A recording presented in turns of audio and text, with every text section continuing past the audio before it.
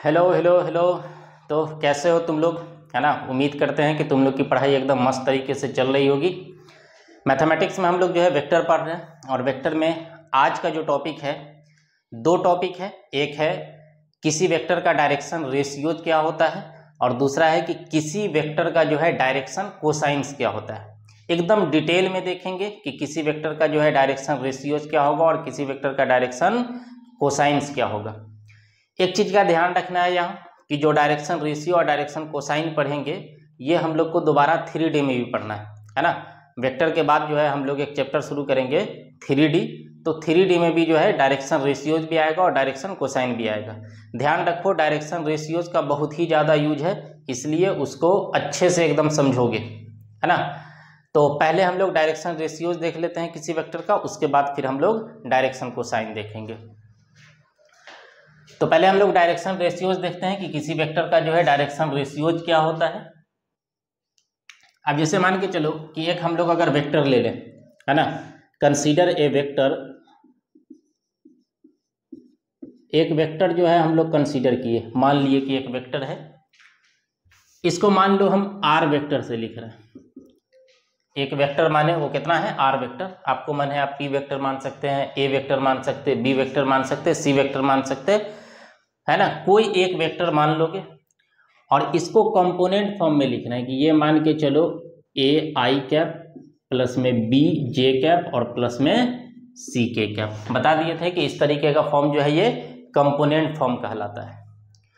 तो अगर इस वेक्टर का हमको बोला जाए कि बताइए इस वेक्टर का जो है डायरेक्शन रेशियोज कितना होगा, इस वेक्टर का डायरेक्शन रेशियोज कितना होगा।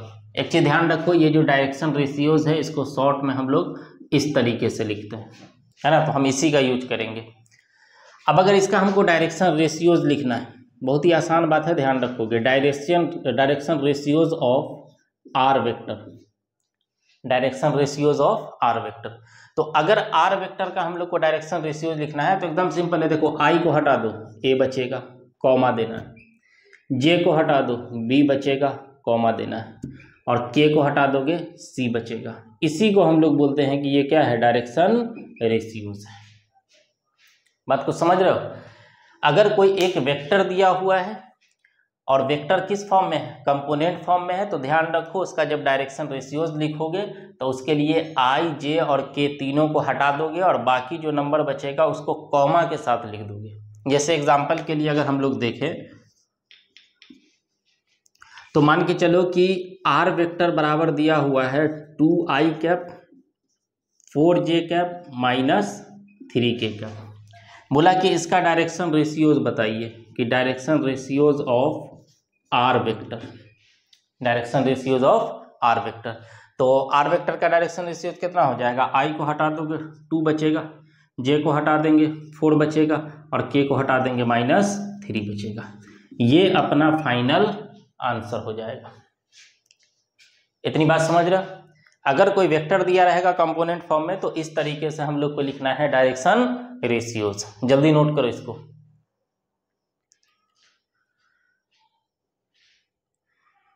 ठीक है। अब मान के चलो कि अगर पॉइंट फॉर्म में दिया रहे, अगर कोई एक पॉइंट दिया हुआ है ना, कोई एक पॉइंट दिया हुआ और उसका डायरेक्शन रेशियोज अगर पूछ ले, जैसे एक्स एक्सिस है, वाई एक्सिस है, मान के चलो यहाँ एक पी पॉइंट है, बोला कि ए कॉमा बी कॉमा कितना है सी, या जनरल टर्म छोड़ो नंबर में ले लेते हैं 2,3,4। अब बोला कि इसका जो है डायरेक्शन रेशियोज बताइए। तब क्या करोगे, इसको पहले ओ से मिला दो, इसका एक पोजीशन वेक्टर बन गया। अब हम बोलेंगे कि ओपी वेक्टर कितना के बराबर होगा, पोजीशन वेक्टर हम लोग पढ़ चुके हैं। तो ओपी वेक्टर अगर लिखना है तो पता है कि पहले के साथ हम लोग को आई लगाना है, दूसरे के साथ जे लगाना है और तीसरे के साथ के लगाना है। तो अगर किसी पॉइंट को देकर के डायरेक्शन रेशियो पूछे तो इसका मतलब उसका जो पोजीशन वेक्टर बनेगा उसका डायरेक्शन रेशियो तुमसे पूछ रहा है। कोई पॉइंट देकर के अगर तुमसे डायरेक्शन रेशियो पूछा जाए तो इसका मतलब इस पॉइंट का जो पोजीशन वेक्टर बनेगा उसका डायरेक्शन रेशियो हम लोग को बताना है। यानी कि यहाँ जो बताना है वो डायरेक्शन रेशियोज किसका होगा, direction ratios of OP vector, जो कि कितना के बराबर होगा। तो आई को हटा दोगे 2 बचेगा, जे को हटा दोगे 3 बचेगा, के को हटा दोगे 4 बचेगा। ये अपना फाइनल आंसर हो जाएगा। अब आगे से याद रखना कि अगर कोई पॉइंट दे करके डायरेक्शन रेशियो पूछता है तो जो पॉइंट है वही आंसर है ना। आगे से क्या याद रखोगे कि अगर कोई पॉइंट देके डायरेक्शन रेशियो पूछता है तो इसका मतलब जो पॉइंट है वही उसका क्या कहलाएगा, डायरेक्शन रेशियो कहलाएगा। तो दो चीज हम लोग को पता चल गया कि अगर वेक्टर कंपोनेंट फॉर्म में दिया है तब डायरेक्शन रेशियो क्या होगा, और अगर कोई पॉइंट दिया है तब डायरेक्शन रेशियो क्या होगा। अगला पॉइंट है कि अगर 2 पॉइंट दे दिया जाए, अगर 2 पॉइंट दे दिया जाए और तब पूछा जाए कि बताइए डायरेक्शन रेशियो क्या होगा, तो उसका हम लोग किस तरीके से लिखेंगे, इसको नोट करो पहले।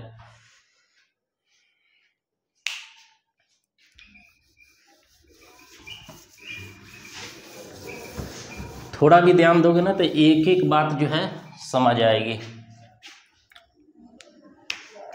चलो अब मान के चलो कि अगर 2 पॉइंट देता है ना, अगर 2 पॉइंट दे दे, क्वेश्चन के टर्म में ही ले लेते हैं या इसको रहने दो। 2 पॉइंट दिया है कि लेट ए पॉइंट मान के चलो दे दिया x1 y1 z1 and B point दे दिया आपको x2 y2 और z2। बोला find direction ratios of A B, find direction ratios of A B, ये अपने को बताना है। ठीक है, 2 पॉइंट दिया, ए पॉइंट दिया x1, y1, z1, B point दे दिया और बोला कि ए बी का डायरेक्शन रेशियो बताना है। अगर हमको ए का डायरेक्शन रेशियो पूछता तो इसी को लिख देते, अगर बी का डायरेक्शन रेशियो पूछता हम इसी को लिख देते। लेकिन जब ए बी का डायरेक्शन रेशियो पूछा है तो ए बी का डायरेक्शन रेशियो लिखने के लिए देखो क्या करना है, direction ratios of A B. ये सब काम डायरेक्ट करोगे, जरूरी नहीं है कि आप ए बी वेक्टर लिखें फिर उसके बाद आई जे के को हटा करके उसका डायरेक्शन रेशियो लिखिए, वो काम करने की जरूरत नहीं है। तुम देखोगे कि भाई 2 पॉइंट दिया है, हमको ए बी का डायरेक्शन रेशियो पूछा है, तो बी वाले में से ए वाले को माइनस कर दोगे। बी पॉइंट में से किस पॉइंट को माइनस करना है, ए पॉइंट को माइनस करोगे, बी पॉइंट में से ए पॉइंट को माइनस करना है। तो पहले वाले को पहले वाले के साथ माइनस करो, यानी कि x2 और माइनस में x1, इसके बाद कॉमा दे देना। दूसरे वाले को जो है दूसरे वाले यानी दूसरे वाले से जो है इसका दूसरा वाला y2 में से y1 को माइनस करो, y2 और माइनस में y1, इसके बाद फिर कॉमा दे देना है। इसके बाद z2 में से माइनस करोगे किसको, z1 को, और यही अपना जो है क्या कहलाएगा, डायरेक्शन रेशियोज। बात समझ रहे हो। अब ये एक जनरल फॉर्म है, अगर हम इस पर एक एग्जांपल ले लें कि मान के चलो कि ए पॉइंट है 2, 3, 4 एंड बी पॉइंट है 4, -6, 9, देन हम लोग को बताना है find direction ratios of A B vector क्या होगा, है ना। सेम ही है, सिर्फ ये यहाँ जनरल फॉर्म में लिखा था और ये क्या है, जनरल फॉर्म नहीं है। एक हम लोग जो है उसी में x का कोऑर्डिनेट ले लिए, y का कोऑर्डिनेट, z का कोऑर्डिनेट, इस तरीके से जो है। अब इसमें बोला कि ए बी का हम लोग को क्या बताना है, डायरेक्शन रेशियोज बताना है क्या होगा। अब देखो इसके लिए क्या करोगे, जब डायरेक्शन रेशियो इसका लिखोगे तो डायरेक्ट लिखना कि direction ratios of A B vector, direction ratios of A B vector. अब क्या करोगे, दूसरे वाले में से पहले वाले को माइनस करोगे, यही काम करना है ना। दूसरे वाले में से किसको माइनस करना है, पहले वाले को। ध्यान रखो अगर इसी में बी ए का पूछता तो ए वाले में से बी को माइनस करते, ए बी का पूछ रहा है तो हमेशा दूसरे वाले में से पहले वाले को माइनस करोगे। तो ये कितना बन जाएगा, 4 - 2, 4 में से 2 घटेगा, -6 में से घटाओगे -3 को, यानी कि -6 - 3, फिर 9 में से घटाओगे 4 को, यानी कि 9 और माइनस में 4, तो कितना बनेगा ये 2 -9 और 5, ये अपना फाइनल आंसर हो जाएगा। क्या इतनी बात समझ रहे हो?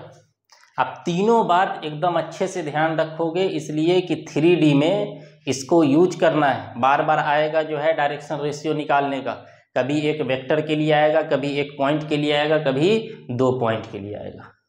तो हमेशा ध्यान रखोगे कि एक पॉइंट के लिए क्या लिखना है, एक वेक्टर के लिए क्या लिखना है, और अगर 2 पॉइंट दिया है तब उन दोनों पॉइंट को मिलाने से जो वेक्टर बनेगा तो उसका अगर डायरेक्शन रेशियो पूछा जाए तो क्या करना है। और हमेशा x2 में से x1 को माइनस करो, y2 में से y1 को माइनस करो, z2 में से z1 को माइनस करो। अगर इनिशियल स्टेज है जो जिसमें, तो ये सब लिख लिया करो कि इसको हम लोग बोलेंगे कि ये x1 है, ये y1 है, ये z1 है। इसमें देखोगे तो ये वाला x2 है, ये y2 है और ये z2 है। और वही काम यहाँ किए हैं, x2 माइनस x1 यानी कि 4 में से 2 माइनस किए, -6 -3 किए और 9 में से 4 माइनस किए। डायरेक्शन रेशियो एकदम क्लियर है। चलो अब आते हैं हम लोग डायरेक्शन कोसाइन पर कि डायरेक्शन कोसाइन क्या होता है। इतना लिखो पहले तुम लोग।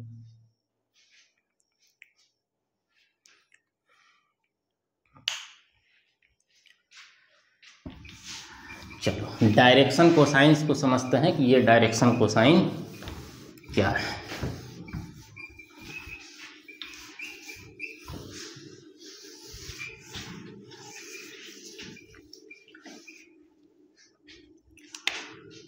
तो direction cosines of A vector, direction cosines of A vector, ठीक है। अब देखो डायरेक्शन कोसाइन जो पूछेगा तो एक एंगल पे पूछ सकता है। पहला किस पे पूछ सकता है? एंगल पे। तो पहले उस पे देख लेते हैं और फिर उसके बाद हम लोग एक पॉइंट के लिए और 2 पॉइंट के लिए भी देखेंगे। तो पहले एंगल पे देख लेते हैं डायरेक्शन कोसाइन क्या होगा, पहले उसको समझो। 3 एक्सिस जो है काउंट करो, एक्स एक्सिस, वाई एक्सिस और ये जेड एक्सिस। जेड एक्सिस के बारे में ध्यान रखना है कि ये जेड एक्सिस जो है इस तरीके से 3D शेप में आता है, बट इसको हम लोग 3D में दिखा नहीं सकते। बोर्डवा पे थोड़ी जो है मार्कर गाड़ देंगे, तो इसको हम लोग 3D में नहीं दिखा सकते, इसलिए हम लोग इसको इस डायरेक्शन में लिखते हैं। लेकिन तुम लोग के दिमाग में हमेशा जो इसका इमेज बननी चाहिए कि वो जेड इस तरीके से। बात समझ रहे हो? अब देखो 3 कोऑर्डिनेट वाला जब भी कोई पॉइंट लोगे ना, जिसमें एक्स एक्सिस, वाई एक्सिस और जेड एक्सिस भी काउंट करोगे, तो ये इमेजिन करके चलना कि वो कहीं स्पेस में होगा, बोर्ड पे नहीं होगा। ये तो प्लेन पे आ जाएगा, तो उसमें सिर्फ एक्स कोऑर्डिनेट और वाई कोऑर्डिनेट काउंट होगा। तो जब भी 3 कोऑर्डिनेट लोगे तो इसका मतलब वो कहाँ है? स्पेस में है। और वो स्पेस में जो है यहाँ से एक लाइन जब खींचोगे तो ये जा करके मिलेगा ओरिजिन से, और तब उसका एंगल काउंट करोगे कि एक्स के साथ कितना, वाई के साथ कितना और जेड के साथ कितना बनेगा। जैसे मान के चलो कि एक पी पॉइंट है और इसका कोऑर्डिनेट दिया हुआ है a, b, c, a, b, c। अब इसका पोजीशन वेक्टर क्या होगा? तो इसको p से मिला दो, ये इसका पोजीशन वेक्टर कहलाएगा। अब इस वेक्टर को देखना है, जो p पॉइंट का जो पोजीशन वेक्टर है OP वेक्टर, तो देखना है कि ये x के साथ कितना एंगल बनाएगा। तो इसको हम लोग मान लेते हैं कि ये कितना एंगल है? अल्फा। y के साथ जो एंगल बनाएगा इसको हम लोग मान लेते हैं कि ये कौन सा एंगल है? बीटा। और z के साथ जो एंगल बनाएगा वो कितना एंगल है? गामा। ध्यान रखना है z इस तरीके से है तो ये एंगल बनेगा, स्पेस में जो लाइन आएगा ना तो ये वाला एंगल बनेगा, बट 3D में दिखा नहीं सकते। तो ध्यान रखोगे कि ये जो लाइन है या ये जो OP वेक्टर है, ये OP वेक्टर x के साथ अल्फा एंगल बना रहा है, y के साथ बीटा एंगल बना रहा है और z के साथ गामा एंगल बना रहा है। बात समझ रहे हो? अब अगर इसका हम लोग को डायरेक्शन कोसाइन लिखना हो, है ना, अब अगर इसका हम लोग को डायरेक्शन कोसाइन लिखना हो, डायरेक्शन कोसाइन को शॉर्टकट में इस तरीके से लिखते हैं। तो अगर हम लिखेंगे कि direction cosines of OP vector, direction cosines of OP vector, तो इसको हम लोग क्या लिख सकते हैं? Direction cosines of OP vector को ध्यान रखो, अल्फा के साथ कॉस लगा दो, कॉस अल्फा, बीटा के साथ कॉस लगा दो, कॉस बीटा, और गामा के साथ कॉस लगा दो, कॉस गामा। यही तीनों जो है क्या कहलाएगा इसका, डायरेक्शन कोसाइन।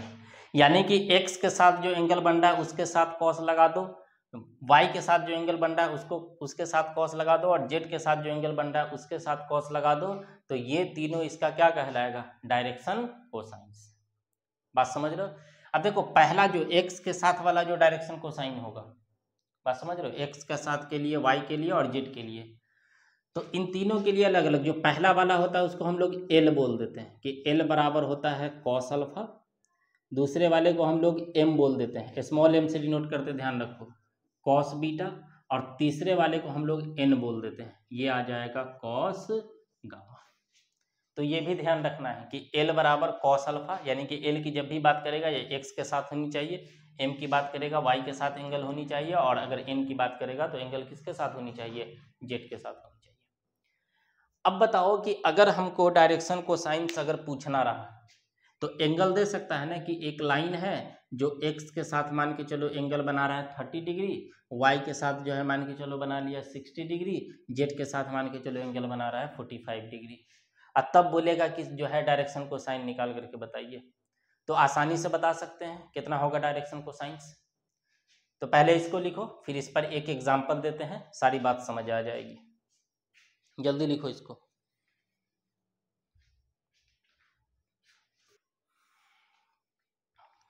ठीक है, लिख लिया इसको। चलो इस पर एक एग्जाम्पल देते हैं, उसको हम लोग देखते हैं।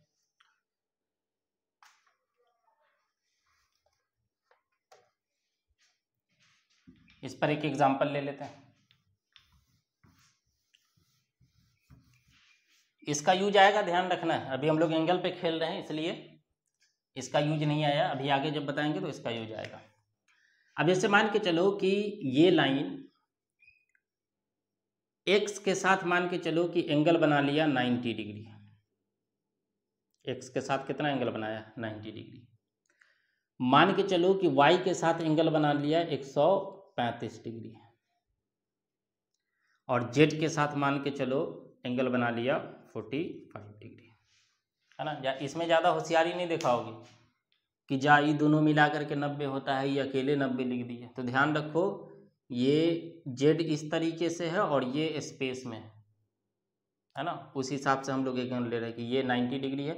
ये मान लिए हम लोग कि x के साथ ये 90 डिग्री का एंगल बना रहा है, y के साथ जो है 135 डिग्री का एंगल बना रहा है, और z के साथ 45 डिग्री का एंगल बना रहा है। अब अगर हमसे ये डायरेक्शन कोसाइन पूछेगा कि डायरेक्शन कोसाइंस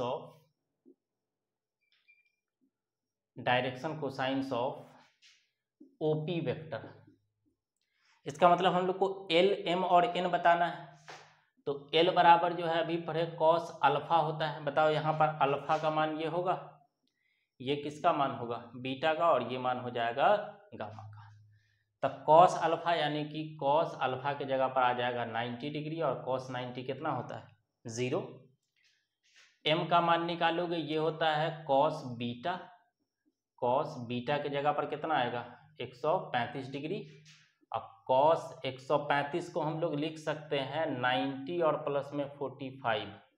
अब कॉस 90 डिग्री माइनस थीटा क्या होता है, sorry cos 90 degree plus theta minus sine theta, तो साइन 45 डिग्री, और इसका मान लिखोगे तो ये बनेगा -1/√2, है ना। एंगल वगैरह का देख लोगे तुम लोग।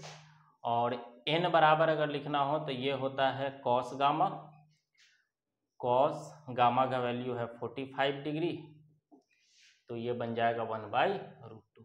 यानी कि इसका जो डायरेक्शन कोसाइन आएगा वो आएगा 0 -1/√2 1/√2। ये अपना फाइनल आंसर हो जाएगा। तो उम्मीद करते हैं कि अब अगर एंगल दे करके अगर पूछेगा कि डायरेक्शन कोसाइन बताइए तो इस तरीके से निकालोगे, एल बराबर कॉस अल्फा, एम बराबर कॉस बीटा और एन बराबर कॉस गामा।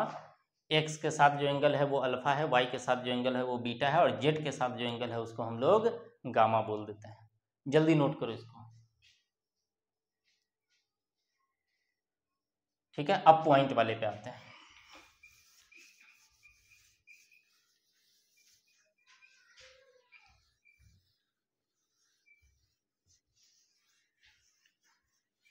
है है ना। पॉइंट वाला और वेक्टर वाला देखोगे लगभग सेम ही होता है, इसलिए हम लोग एक वेक्टर मान के चल रहे हैं। जैसे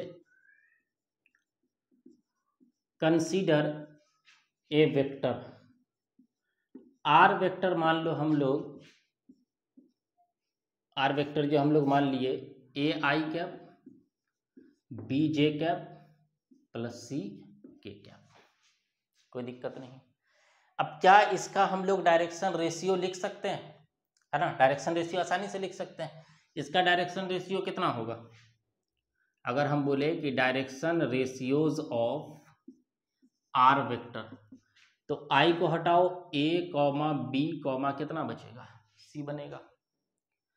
अब अगर हमको इसी आर वेक्टर का डायरेक्शन कोसाइन लिखना हो, ध्यान से सुनोगे, अगर इसी आर वेक्टर का हमको डायरेक्शन कोसाइन लिखना हो तब हम लोग क्या लिखेंगे, तो direction cosine of R vector, ध्यान देना, पहला वाला उठाओगे और बट्टा में इसी का magnitude A square B square C square, बात को समझ रहे हो। दूसरा वाला कॉमा दे दोगे, उसके बाद दूसरा वाला उठाओगे, फिर इसी के बट्टा में ए स्क्वायर बी स्क्वायर प्लस सी स्क्वायर, फिर तीसरा वाला सी उठाओगे, रूट अंडर ए स्क्वायर प्लस बी स्क्वायर और प्लस में सी स्क्वायर, ये इसका डायरेक्शन कोसाइन कहलाएगा। तो अगर वेक्टर फॉर्म में देता है तो पहला काम होगा अपना कि हम क्या निकालें, उसका डायरेक्शन रेशियो निकाल ले। पहला काम क्या रहेगा, डायरेक्शन रेशियो निकाल ले।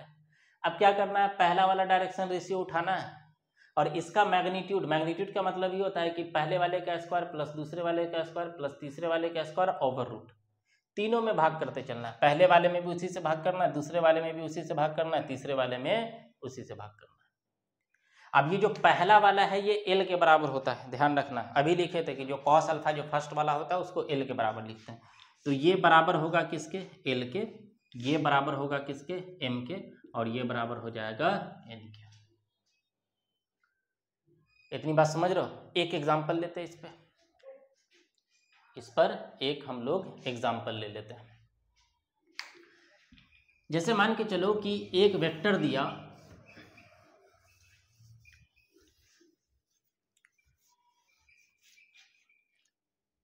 जैसे मान के चलो कि एक वेक्टर दे दिया 2i cap plus 4j cap plus में 5k कैप, ठीक है। 2i कैप प्लस में 4j कैप और प्लस में 5k कैप, कोई दिक्कत नहीं। अब क्या करना है कि इसका हम लोग को बताना है कि क्या बनेगा डायरेक्शन कोसाइन। तो पहला तो काम है कि इसका हम लोग डायरेक्शन रेशियो लिख लें। तो बताओ डायरेक्शन रेशियोज कितना हो जाएगा, direction ratios of R vector equal to, क्या 2, 4, 5 लिख सकते हैं, 2, 4, 5। अब हम लोग को लिखना है कि इसका डायरेक्शन कोसाइन क्या होता है। अभी देखोगे फॉर्मूला में तो डायरेक्शन कोसाइन के लिए हमको इसके मैग्नीट्यूड की जरूरत पड़ी है ना। तो या तो सब में भाग देते चलो, है ना, या अलग से निकाल लो, या एक काम करेंगे एक में जो है वैल्यू पुट करेंगे, बाकी सबको जो है उसी तरीके से जो है डायरेक्ट लिख देंगे। तो direction cosines of R vector equal to, अब देखो ये कितना बन जाएगा, 2 बट्टा में 2 का स्क्वायर प्लस में 4 का स्क्वायर प्लस में 5 का स्क्वायर, कॉमा, अगला 4 लिखेंगे बट्टा में 2 का स्क्वायर प्लस में 4 का स्क्वायर प्लस में 5 का स्क्वायर, अगला क्या लिखाएगा 5 बट्टा में रूट अंडर 2 का स्क्वायर प्लस में 4 का स्क्वायर प्लस में 5 का स्क्वायर। अब इसको सॉल्व करो, 2 बट्टा 4 प्लस में 16 प्लस में 25, 4 बट्टा में, ध्यान रखो सब में कैलकुलेशन करने की जरूरत नहीं। जैसे ये काम अभी कर रहे हैं ना, तो इसको अलग से रफ वर्क भी कर सकते हैं कि रफ वर्क किया और डायरेक्ट वैल्यू उठा करके पुट कर दिए। 4 प्लस में 16 प्लस में 25, 5 बट्टा में रूट अंडर 4 प्लस में 16 और प्लस में 25, तो ये बन जाएगा 2 बट्टा कितना आएगा 25, 16, ये बन जाएगा शायद 45, अब रूट से निकलता है तो अपना निकाल देना, ये 4/√45, 5/√45, यह आंसर हो जाएगा। अब ये जो बार बार लिख रहे हो ना, ये जरूरी नहीं है, ये हम काम कर सकते थे कि यहाँ जो मान आया है तो इसका हम लोग डायरेक्ट मैग्नीट्यूड पहले ही निकाल लेते कि 2 का स्क्वायर प्लस में 4 का स्क्वायर प्लस में 5 में जो है 5 का स्क्वायर बनेगा, यानी कि 4 + 16 प्लस में 25, 16 और 25 41, 41 आएगा और उसमें 4 जोड़ दो, ये कितना बनेगा 40। ये काम कर सकते थे, डायरेक्ट वैल्यू पुट कर देते इसका। बात समझ रहे हो? उससे थोड़ा सा जो है कैलकुलेशन करने से बच जाओगे। तो बताओ, अगर कोई वेक्टर दे दे और पूछ ले कि डायरेक्शन कोसाइन बताइए, आसानी से निकाल सकते हैं। स्टेप याद रखना, पहला काम डायरेक्शन रेशियो निकालना, उसके बाद हम लोग डायरेक्शन कोसाइन निकाल देंगे। जल्दी नोट करो इसको।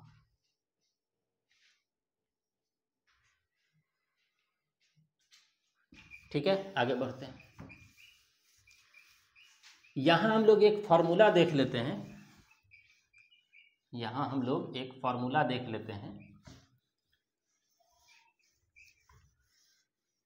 कि एल का मान कितना आया था। जो फर्स्ट वाला था उसको एल बोल लेते हैं, अभी कॉस थीटा वाले को साइड रखोगे, ध्यान रखो। एल बराबर आया था a/√a² प्लस में b² प्लस में c²। एम बराबर आया था b/√a² प्लस में b² प्लस में c²। और n बराबर आया था c/√a² प्लस में b² प्लस में c²। क्या इतना ही बना था? हम लोग निकाल रहे हैं l² प्लस में m² प्लस में n² का मान कि कितना होगा। l² बोले तो l का जो मान है उसका स्क्वायर करना है, m² में m का जो मान है उसका स्क्वायर करना है, n² में n का जो मान है उसका स्क्वायर कर देना। तो इसका स्क्वायर करो, a² प्लस में b² प्लस में c², इसका स्क्वायर करना है। चाहते तो हम डायरेक्ट लिख सकते थे, बट एक बार देख लो कि जो फाइनल रिजल्ट आएगा वो किस तरीके से आता है, और लास्ट में तुम लोग को इतना कैलकुलेशन नहीं, उसी जो फाइनल जो वो रिजल्ट रहेगा उसी को तुम लोग को याद रखना है, तुम लोग का काम उसी से हो जाएगा। अब इसका स्क्वायर करोगे तो ये बन जाएगा a² और बट्टे में स्क्वायर करने से रूट हट जाएगा, तो a² प्लस में b² प्लस में c² प्लस यहाँ स्क्वायर करोगे तो ये बनेगा b² और बट्टे में स्क्वायर करने से a² प्लस में b² प्लस में c²। यहाँ स्क्वायर करोगे तो c² बट्टे में रूट हटेगा a² प्लस में b² प्लस में c²। क्या सबका बट्टा सेम है? पता है कि सबका बट्टा सेम रहेगा तो एलसीएम जो है उतना ही आ जाएगा, तो a² प्लस में b² प्लस में c² आएगा। अब बताओ, इससे भाग दोगे ये कटेगा, अगर दोनों सेम ही है तो ऊपर वाला डायरेक्ट उतरेगा, a², इसका आ जाएगा b² और प्लस में c²। क्या ये सब सेम नहीं लग रहा है? कट के कितना आ जाएगा? तो यहां से एक हम लोग को रिजल्ट मिला जो तुम लोग डायरेक्ट याद रखोगे कि l² प्लस में m² और प्लस में n², इसका मान हमेशा कितना के बराबर होता है? 1 के। ये रिजल्ट तुमको याद रखना। ऑब्जेक्टिव में डायरेक्ट पूछ लिया जाता है, ऑब्जेक्टिव में इस टाइप का क्वेश्चन डायरेक्ट पूछ लिया जाता है कि बताइए l² plus m² plus n² का मान कितना होगा। यहां तक एकदम क्लियर है? आगे बढ़े इसमें, चलो अब 2 पॉइंट वाले पे आते हैं कि अगर 2 पॉइंट से हम लोग को डायरेक्शन कोसाइन पूछे तब क्या करना है।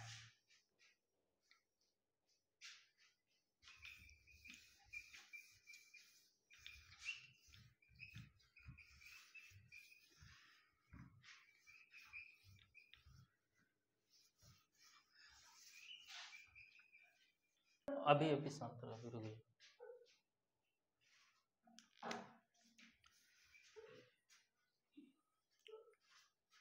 ठीक है, तो 2 पॉइंट वाला हम लोग देखते हैं।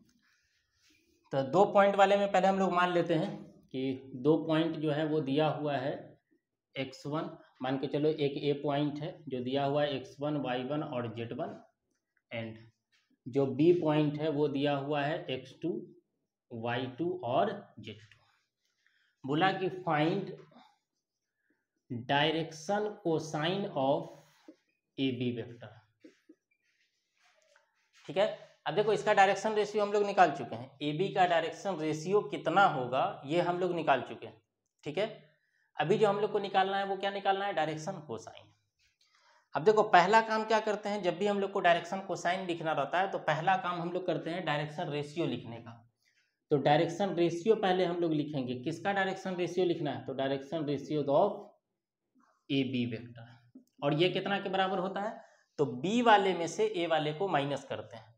तो पहले वाले को जो पहले वाले में से फर्स्ट पहले वाले को माइनस करोगे यानी कि x2 और माइनस में x1, इसी तरीके से y2 माइनस में y1 और z2 माइनस में z1, ये तरीका बना। अब पता है कि जब हम लोग डायरेक्शन कोसाइन लिखने जाते हैं तो उसमें क्या करना पड़ता है, जो इसका मैग्नीट्यूड आता है इसके मैग्नीट्यूड से हमको डिवाइड करना पड़ता है, इसके मैग्नीट्यूड से हमको क्या करना पड़ता है, डिवाइड करना पड़ता है। तो एक काम करते हैं हम लोग मैग्नीट्यूड पहले ही निकाल लेते हैं, है ना। इसके मैग्नीट्यूड को जो हम लोग मान लेते हैं कि ये आर वेक्टर है, और मैग्नीट्यूड निकालने का क्या तरीका होता है, इसका स्क्वायर प्लस दूसरे वाले का स्क्वायर प्लस तीसरे वाले का स्क्वायर, और इसको किस में रख देना है, रूट में।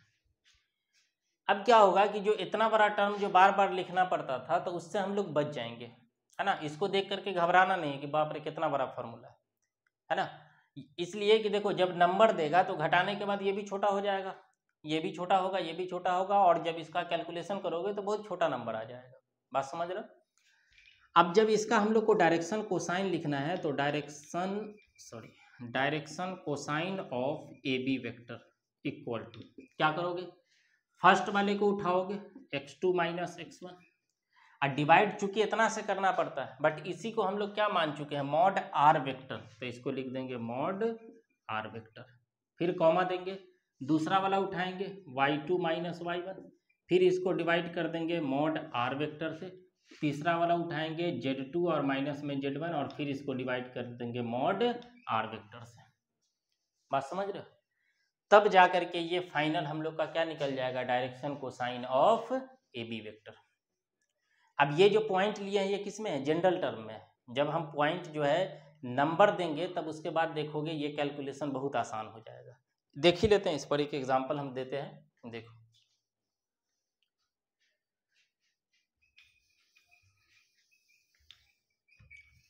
कितना आसान लगेगा ये, देखो। अब जैसे मान लो कि एक पॉइंट है ए जो कि दिया हुआ है 2,4,6, एंड एक बी पॉइंट है जो मान के चलो दिया हुआ है तुमको 3,6,9, ये दिया हुआ है। बोला कि find direction cosine of A B vector, कि ए बी वेक्टर का डायरेक्शन कोसाइन क्या होगा। अब क्या करोगे, पहला काम होगा ए बी वेक्टर का डायरेक्शन रेशियो निकालना, तो direction ratio of A B vector, B वाले में से ए वाले को माइनस करना है, तो 3 में से जब हम लोग 2 माइनस करेंगे, लिख ही देते 3 माइनस 2, 6 माइनस 4, 9 माइनस 6, तो ये कितना बन जाएगा 1, 2, 3। बात समझ रहे हो इतनी। तो ये डायरेक्शन रेशियो निकल के आ गया। अब चूंकि पता है कि इसके मैग्नीट्यूड की जरूरत पड़ती है तो यही मान लेते हैं कि R vector equal to mod R vector equal to 1 का स्क्वायर प्लस में 2 का स्क्वायर प्लस में 3 का स्क्वायर। कैलकुलेशन छोटा करने के लिए ये सब काम कर रहे हैं। तो 1 का स्क्वायर 1, 2 का स्क्वायर जो है 4, 3 का स्क्वायर 9, 4 13 और 1 14, रूट अंडर 14 आ जाएगा। अब चूंकि हमको डायरेक्शन कोसाइन लिखना है तो direction cosine of A B vector कितना बन जाएगा, अगर ए बी वेक्टर का डायरेक्शन कोसाइन लिखा जाए। पता है कि पहले वाले को उठाते हैं आर वेक्टर का मॉड लिखेंगे, दूसरे वाले को उठाएंगे आर वेक्टर का मॉड लिखेंगे, तीसरे वाले को उठाएंगे आर वेक्टर का मॉड लिखेंगे। अब बताओ जब इसके अंदर वैल्यू पुट करोगे तो 1 बट्टा आर मॉड का वैल्यू निकाल चुके हैं 14, 2 बट्टा 14 और 3/√14 आ जाएगा, और ये अपना फाइनल आंसर निकल करके आएगा। इतनी बात समझ रहे हो, ठीक है। तो ध्यान रखना है कि किस तरीके से हम लोग डायरेक्शन रेशियो को डील करेंगे और किस तरीके से हम लोग डायरेक्शन कोसाइन को डील करेंगे। डायरेक्शन कोसाइन एंगल के लिए क्या हो सकता है, वेक्टर के लिए क्या हो सकता है, कोई एक वेक्टर दिया रहे तो, और 2 पॉइंट दिया रहे, तब हम लोग डायरेक्शन कोसाइन किस तरीके से निकालेंगे। उम्मीद करते हैं कि जितनी बात बताए हैं वो अच्छे से समझ आ गई होगी। इसको अच्छे से प्रैक्टिस करना है। बाकी जिस भी बुक से तुमको क्वेश्चन बनाना हो, चाहे वो एनसीईआरटी की बुक हो, आर.एस. अग्रवाल की बुक हो, आर.डी. शर्मा की बुक हो, कोई भी एक बुक उठाओगे, उसमें अगर इस टाइप का क्वेश्चन तुमको मिलता है तो उस टाइप के क्वेश्चन को तुम बनाओगे, एकदम निश्चित जो है वो बनेगा। बात समझ रहे हो? तो आज हम लोग जो है क्लास यहीं ख़त्म करेंगे, बाकी की बात हम लोग नेक्स्ट क्लास में करेंगे। आज के लिए इतना ही। Thank you.